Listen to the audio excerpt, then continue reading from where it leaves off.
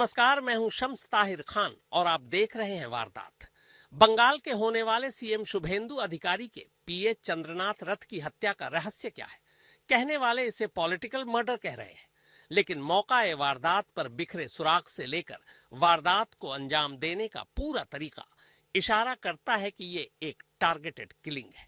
वैसी किलिंग जैसी आम तौर पर कट्टर दुश्मनी के मामले में होती है, जिसके लिए कातिलों को सुपारी दी जाती है। आखिर पुलिस से लेकर जुर्म की दुनिया की खबर रखने वाले लोगों को क्यों लगता है ऐसा? आइए देखते हैं। लंबे समय तक रेकी, 20 किलोमीटर तक पीछा, सड़क पर फिल्मी स्टाइल में घेरेबंदी और तब रात के अंधेरे में ताबड़तोड़ फायरिंग। बंगाल बीजेपी के सबसे कद्दावर नेता के सबसे करीबी रहे चंद्रनाथ रथ की मौत की मिस्ट्री गहरा गई है। इंडियन एयरफोर्स में काम कर चुके चंद्रनाथ ममता बनर्जी को उनके गढ़ में शिकस्त देने वाले शुभेंदु अधिकारी के खासम खास थे।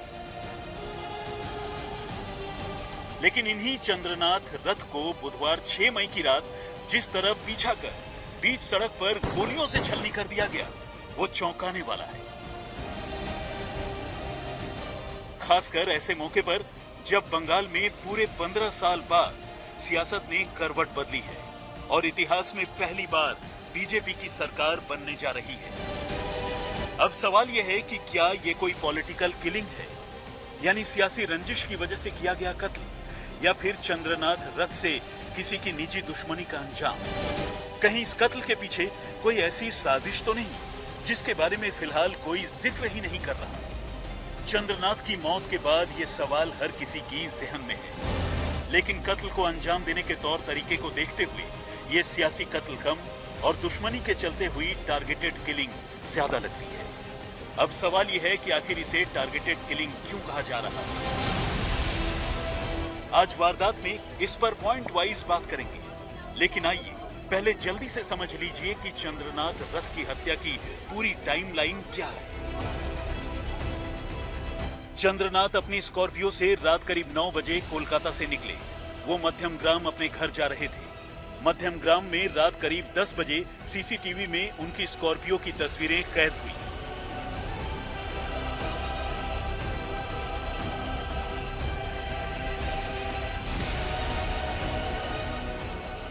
पीछे पीछे एक कार और 2 बाइक पर 3 लोग भी जाते हुए दिखे। इन्हीं लोगों ने 10:30 बजे दोहरिया जंक्शन के पास उनकी गाड़ी रोक ली और उन पर ताबड़तोड़ गोलियां बरसाने लगी। कार को स्कॉर्पियो के सामने लगा दिया गया और बाइकर बगल से आकर चंद्रनाथ को शूट करने लगे। इसके बाद कातिल कार छोड़कर 2 बाइक पर ही फरार हो गए। तब से लेकर अब तक ये पूरा केस एक पहेली बनी है। न तो कातिलों का कुछ पता लगा है और न ही मोटिव का। ये और बात है कि इसे लेकर सियासी इल्जामों का दौर जरूर शुरू हो गया है, लेकिन इस कत्ल के टारगेट किलिंग होने की बात क्यों कही जा रही है, आइए समझते हैं। इशारा नंबर 1, कत्ल का तरीका। कातिलों ने जिस तरह से कई किलोमीटर तक पीछा कर चंद्रनाथ रथ को अपनी गोलियों का शिकार बनाया, उससे साफ है कि वो काफी समय से चंद्रनाथ के पीछे पड़े हुए थे और उन्हें सही मौके का इंतजार था। वरना रात के अंधेरे में बीच सड़क पर पूरी तैयारी से न तो उनकी गाड़ी को घेर कर रोका जाता और न ही उन्हें निशाना बनाकर बिल्कुल पॉइंट ब्लैंक रेंज से फायरिंग की जाती। खबरों के मुताबिक चंद्रनाथ के कत्ल के लिए कातिलों ने कम से कम 10 गोलियां चलाई, जिनमें से 3 गोलियां चंद्रनाथ को लगी।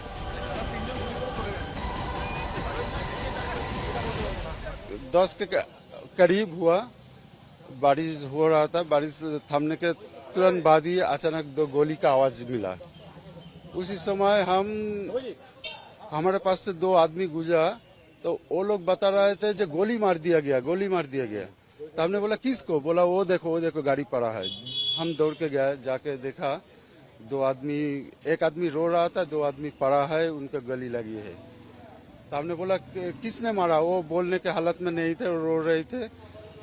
तो हमने बोला गाड़ी का शीशा शीशा उतारने के बाद देखा 2 आदमी पड़ा है, उनका सीने से खून निकल रहा है। तो वो तभी जिंदा थे। तो हमने बोला चंद्रो तब भी जिंदा था। हाँ जिंदा थे, तभी दोनों ही जिंदा थे। तो हमने बोला ये तो अभी जिंदा है, जल्दी से हॉस्पिटल ले जाओ, हम पुलिस बुला रहा है।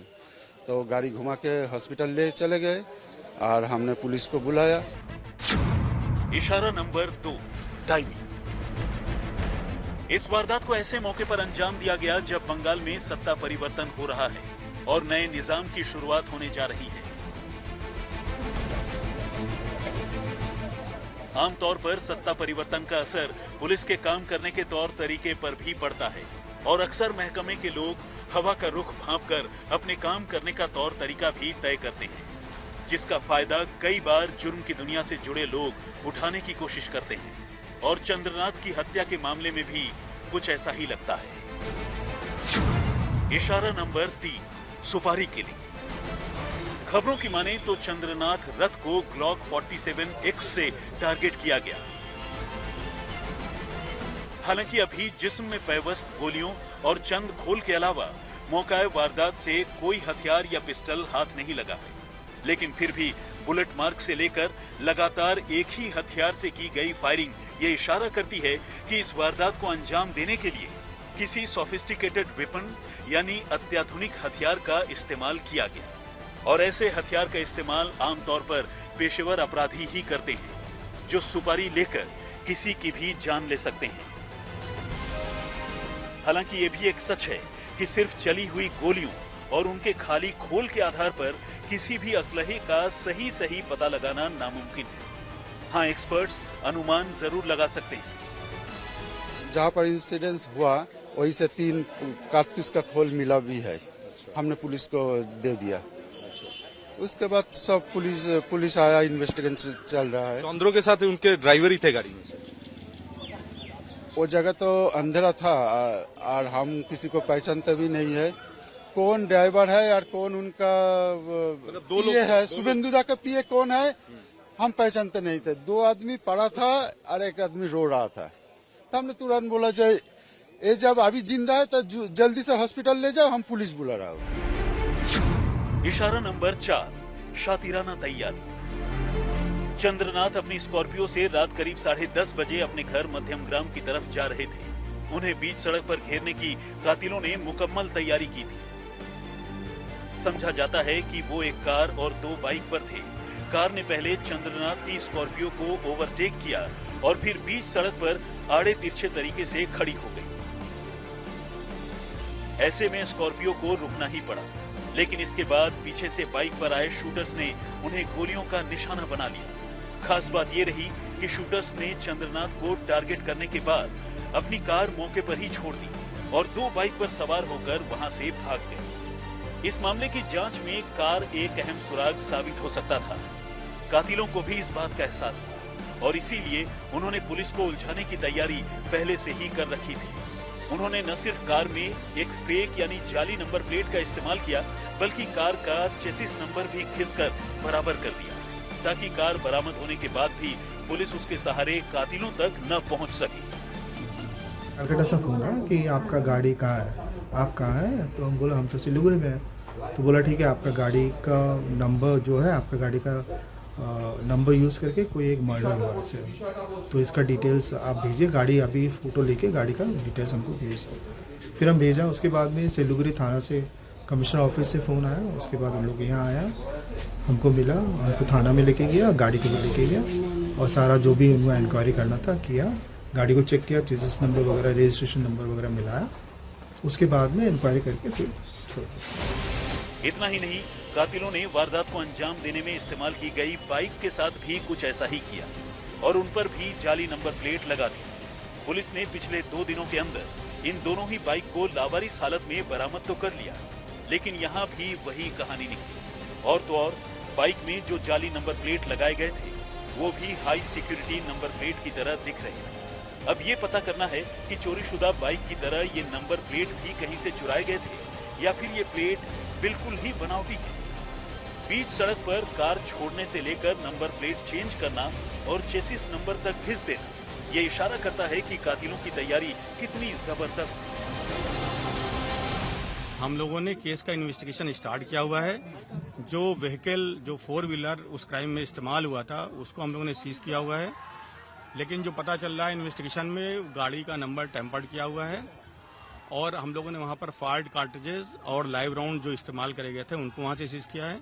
बाद बाकी हम लोग कौन लोग थे, कैसे लोग थे, बहुत सारे सीसीटीवी फुटेजेस लोकल इंक्वायरी करके लोकल विटनेसेस को देख करके हम लोग इन्वेस्टिगेशन को आगे बढ़ा रहे हैं। इशारा नंबर 5, सीसीटीवी है भी और नहीं भी। इस मर्डर केस की जांच कर रही पुलिस को अब तक इससे जुड़े कई सीसीटीवी फुटेज हाथ लग चुके हैं। इनमें कुछ फुटेज सड़क से गुजरते चंद्रनाथ रथ के स्कॉर्पियो के हैं, तो कुछ संदिग्ध बाइक और कारों के।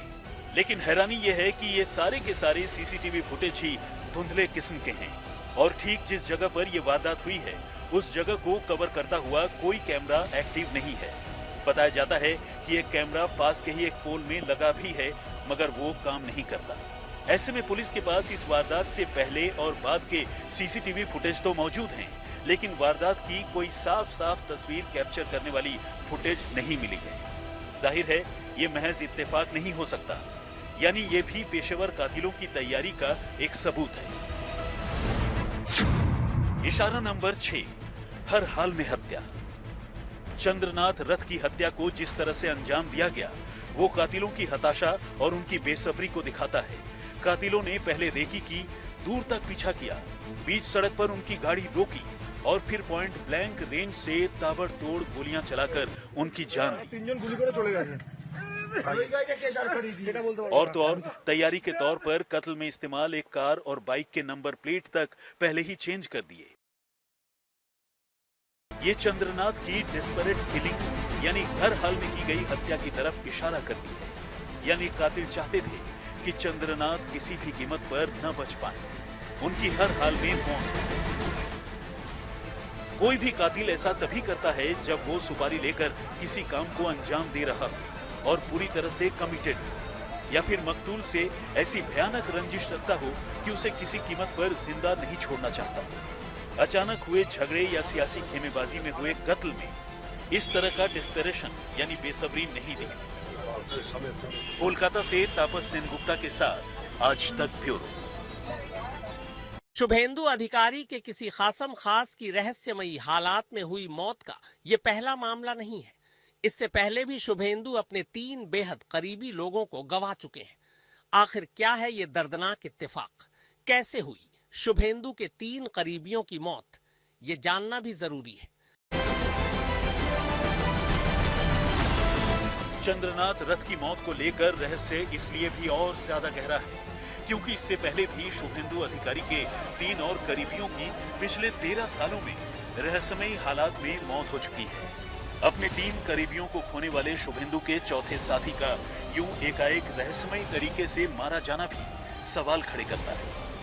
2013 में जब शुभेंदु तृणमूल के सांसद थे तब उनके पीए प्रदीप झा की मौत हो गई थी। इसके बाद 2018 में उनके पीएसओ शुभब्रतो चक्रवर्ती की भी रहस्यमयी हालात में जान गई। इसे सुसाइड बताया गया। 2021 में शुभेंदु के एक और पीए पुलक लाहिड़ी की भी जान संदिग्ध परिस्थितियों में गई थी। सवाल यह है कि आखिर शुभेंदु के करीबियों को साल दर साल कौन एक-एक कर टारगेट कर रहा है और क्यों, ये राज भी गहरा है। कोलकाता से तापस सेनगुप्ता के साथ आज तक ब्यूरो। तो वारदात में फिलहाल इतना ही। देश और दुनिया की बाकी खबरों के लिए आप देखते रहिए आज तक।